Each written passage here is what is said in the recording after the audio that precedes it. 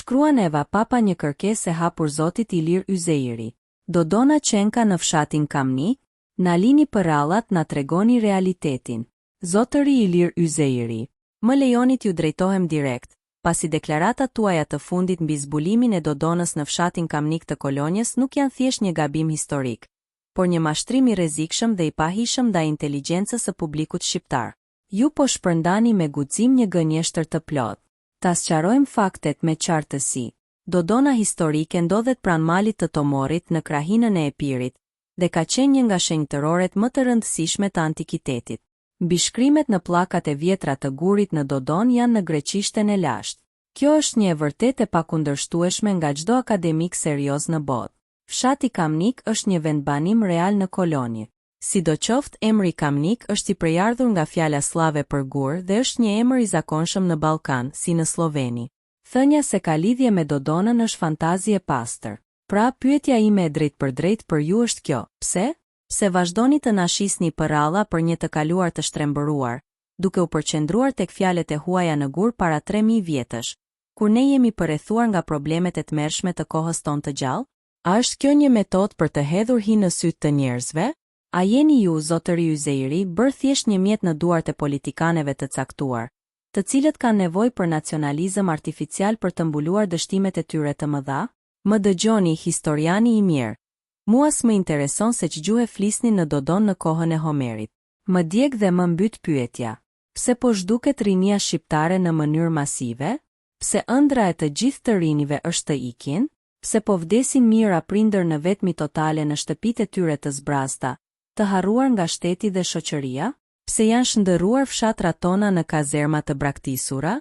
Kush është fajtori për këtë shpërngulje të tmerrshme? Apo e lejon apo madje ndihmon ky sistemi në pastrojnje të butë të vendit duke përgatitur për interesa të huaja? Apo u shitni adeun cop-cop, ndërsa na flisni për të kaluarën? Këto janë temat që duhen diskutuar.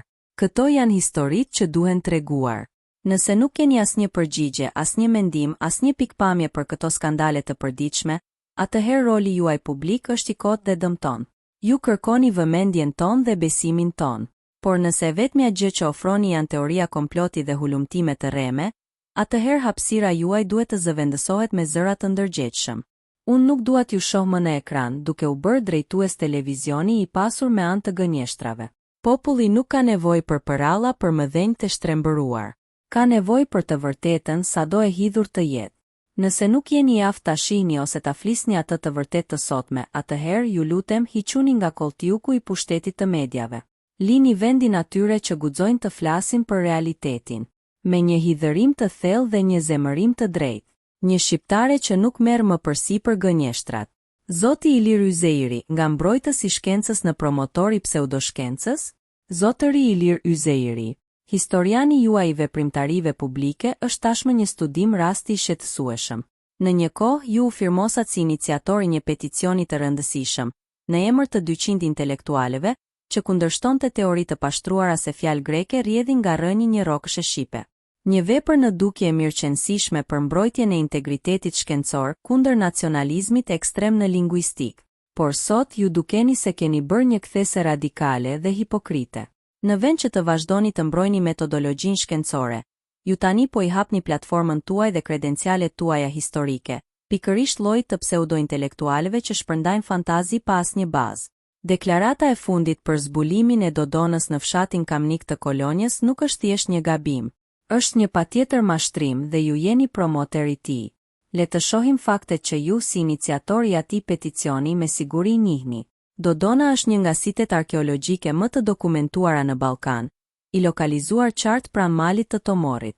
Çdo pretendim tjetër është thjesht teatër. Mbishkrimet në pllakat e saj të famshme janë në greqishten e lashtë. Kjo nuk është debat, është realitet. Emri Kamnik vjen nga fjala slave për gur. Lidhja e tij me Dodonën është një trillim i pastër, i ngjashëm me ato teori lingvistike që dikur ju duket se i kundërshtuat. Këtu qëndron hipokrizia juaj e madhe. Pse?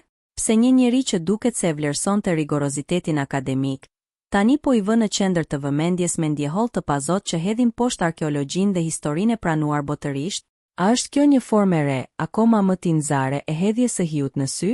duke përdorur çmendurinë ekstreme për të bërë të duket moderat çdo lëvizje tjetër nacionaliste, ndërsa ju vetë ligështroni terrenin e të vërtetës? Më dëgjoni mirë zotëri Yzeiri. Kjo nuk ka të bëjë më me të kaluarën. Ka të bëjë me shfrytëzimin e së shkuarës për të shkatëruar të ardhmen. Ndërsa ju dhe të ftuarit tuaj debatoni për gurët e Kamnikut, realiteti i Shqipërisë 2023 gdhendet nga shpërngulja masive e të rinjve të cilëve u është marrë çdo shpresë. Vetmia dhe vdekja e braktisur e prindërve tanë në shtëpi të zbrasta. Shkatërimi sistematik i fshatrave dhe i ekonomisë rurale. Një katastrofë demografike që duket si një plan i përgatitur me kujdes. Këto janë temat e vërteta. Këto janë gurët ndaj të cilëve duhet të drejtohet çdo diskutim publik. Nëse platforma juaj nuk ka asgjë për të thënë për këto skandale të gjalla, atëherë ajo është një teatër i kodë. Ju nuk jeni më mbrojtës i asgjëje, përveç interesave tuaja dhe të një agjende që ka nevojë për mitologji, jo për fakte. Populli shqiptar nuk ka nevojë për dodona të reja të trilluara. Ka nevojë për qëndrueshmëri, punë, shëndetësi dhe drejtësi. Koha kur mundeshit të përdornit kredencialet tuaja për të mashtruar po mbaron. Ne shohim kontradiktën. Njëherë themelues i peticionit kundër pseudoshkencës, tani mikpritës i pseudoshkencës. Ju lutem lini hapësirën atyre që nuk kanë nevojë për përralla për të fshehur të vërtetën e tmerrshme të sotme. Me neveri të thellë. Opinioni një publiku që nuk harron.